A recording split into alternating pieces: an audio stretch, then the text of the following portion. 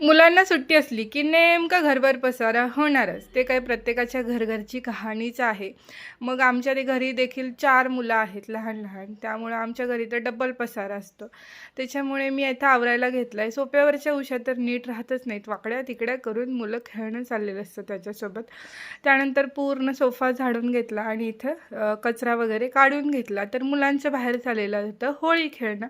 तर रविवारी रंगपंचमी आहे. त्यांना काही होळी खेळायला भेटणार नाही आहे, कारण एक्झामच त्यांची रविवारी आलेली आहे, म्हणून त्यांचं शनिवारीच खेळणं सुरू आहे. आणि माझी अन्वी बघा खूप छान खेळत होती. तिचं एकटीचंच खेळणं चाललेलं होतं. त्यानंतर आज उपवास आहे म्हणून मग स्वयंपाकाला लवकर घातलेलं होतं. तर कुकर आपला घात नेहमी करतोच ना, पूर्ण डाळ उतू गेलेली होती. आणि मग म्हटलं चला क्लीन करून घेऊयात लागलंच, नाहीतर गॅस पूर्ण खराब होऊन जातो पूर्ण स्वयंपाक होईपर्यंत. त्यामुळे ते आधी क्लीन केलं, नंतर लागले स्वयंपाकाच्या तयारीला. तर आज मी बनवणार होते व्हेज कोरमा. तर मी फ्लावर, गाजर आणि वाटाणा फक्त याच्यामध्ये टाकते. तुम्ही पनीर टाकू शकता, बटाटा देखील टाकू शकता. मी एवढीच जिन्नस टाकणार आहे.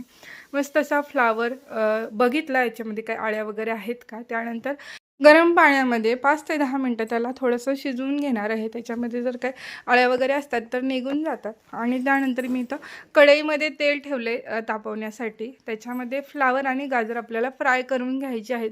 जर तुम्ही बटाटा घालणार असेल तर तो देखील फ्राय करून घ्यायचा, शिजवून घ्यायचा नाही. फ्राय केल्यानंतर खूप जास्त टेस्ट येते छान.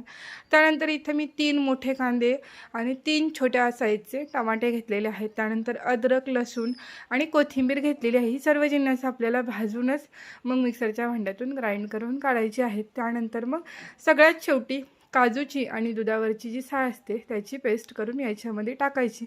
मस्त अशी आपली भाजी रेडी होते. चला, असा होता आपला आजचा व्लॉग. भेटूयात पुढच्या व्हिडिओमध्ये. बाय.